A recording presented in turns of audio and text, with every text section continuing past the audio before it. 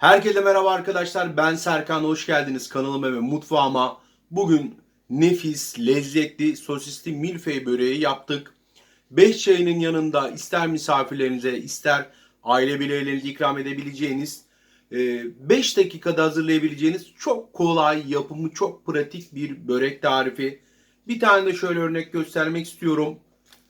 Pufidikliği zaten görüyorsunuz. Şekli de bu şekilde. Bir tane tadalım. Bismillahirrahmanirrahim.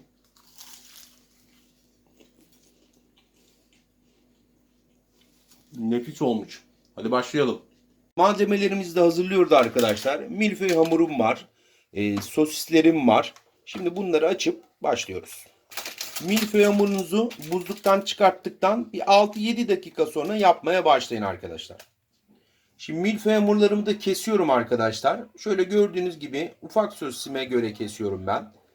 3 parçaya ayrılıyor. Bu şekilde. Kenarı biraz artabilir. Onu da normal pişirip öyle de yiyebilirsiniz. Çok basit ve kolaydır. Çayınız demlenene kadar bunu 2 defa pişirip yaparsınız, yersiniz. Sosislerimizi de diziyoruz. Dana sosis kullanıyoruz zaten biz. Bu şekilde sarıyoruz. Sadece kapanma yerini biraz bastırın ki yani pişerken açılmasın. Bu şekilde. Şimdi bir böyle sade yapacağız. Diğer şeklimizde de kaşar peyniri koyacağız içerisine. Bunları önce güzelce bu şekilde sarıyoruz. Çok basit bir 5 çayının yanına yapabileceğiniz bir tarif. Bir tane sosisimiz de böyle firar etti böyle. Yemeyeceksiniz beni dedi ama biz inatla onu koyduk oraya. Diğerini de hemen koyuyoruz. Yapıyoruz. Şimdi arkadaşlar milföy hamurumu önce kaşar peynirimi koyuyorum. Daha sonra üzerine sosisi. İkincisini de bu şekilde yapacağım. Bir bölümünü öyle, bir bölümünü bu şekilde. İsterseniz kaşar peyniri yerine cheddar peyniri de koyabilirsiniz. Yani size kalmış. Peynirlerimi dizdim. Bunu da bu şekilde. Şimdi bu şekilde sarıyoruz arkadaşlar. Şu bitme yerini bakın şu kapanma yerini biraz bastırın ki pişerken açılmasın sadece. Bakın bu şekilde gözüküyor. Diğerlerini de öyle yapıyorum. Tabi bu kaşar öyle güzel eriyecek ki çok da seveceksiniz.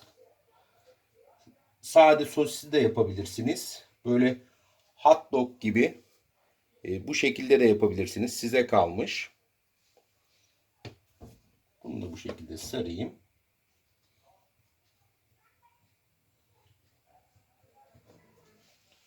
Bitim yerini de yine bu şekilde sıkıyorum. Evet, bu da son partim arkadaşlar. Burada kaşar peynirleri daha böyle yarı yarıya azalttım. Böyle büyük geldi diye düşünürseniz eğer bana göre normalde bunları da bu şekilde sarıyorum hemen. Evet, fırın tepsimin içerisine bir yağlı kağıt koydum. Bütün böreklerimi de üzerine gördüğünüz gibi dizdim arkadaşlar. İster kaşar peynirli yapabilirsiniz. İsterseniz kaşar peyniri koymayabilirsiniz ya da cheddar peyniri de koyabilirsiniz. Çok basittir. Şu anki aşamamızda yumurta süreceğiz üzerine.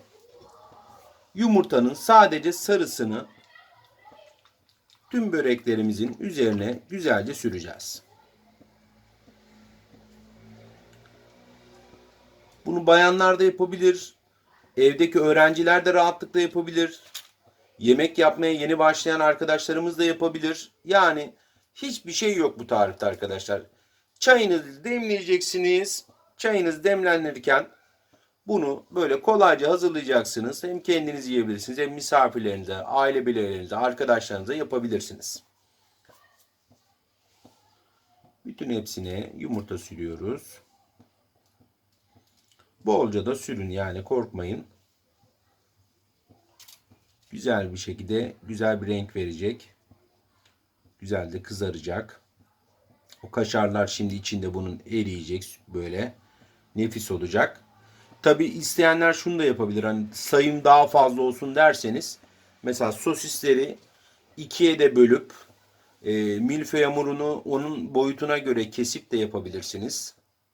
Biz böyle milföy hattak sosisli gibi yaptık. İşin kolayına kaçtık yani böyle.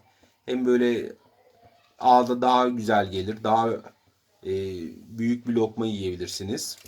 Böyle minik minik de ikiye bölüp de yapabilirsiniz. Size kalmış.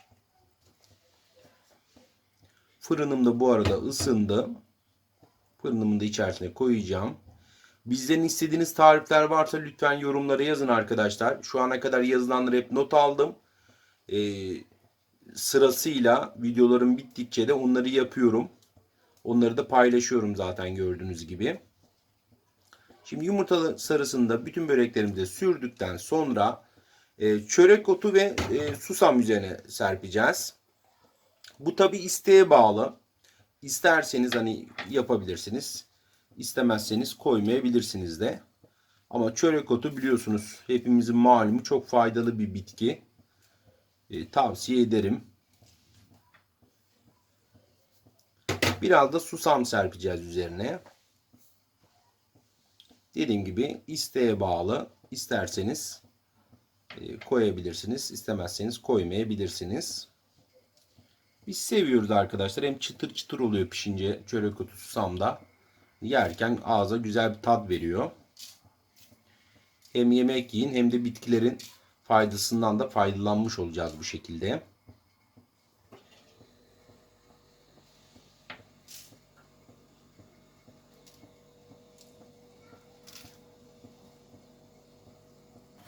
Şimdi fırınımı 180 derecede önceden ısıttım. İçerisine en alt gözüne koyun yalnız. En alt gözde daha güzel kızarıyor. Hem alttan hem üstte olarak. Yaklaşık 20 dakika sürecek ama ben şimdi dakika tutacağım yine. Size açıklamada da yazacağım arkadaşlar. Şimdi pişmeye bekletiyoruz 180 derecede. Evet arkadaşlar, sosisli milföy böreklerimiz pişti. Yaklaşık 25 dakika sürdü ama tabii ki fırından fırına farklılık gösterebilir. Üstü kızardığı anda da çekebilirsiniz. Şöyle bir tanesini de almak istiyorum. Bakın yakından da göstereyim. Çok da güzel duruyor. Bu kaşar peyniri koyduklarımızdan bir tanesi. Sesine de dikkat edelim. Gördüğünüz gibi puf puf. Hemen lezzetine de bakayım. Bismillahirrahmanirrahim.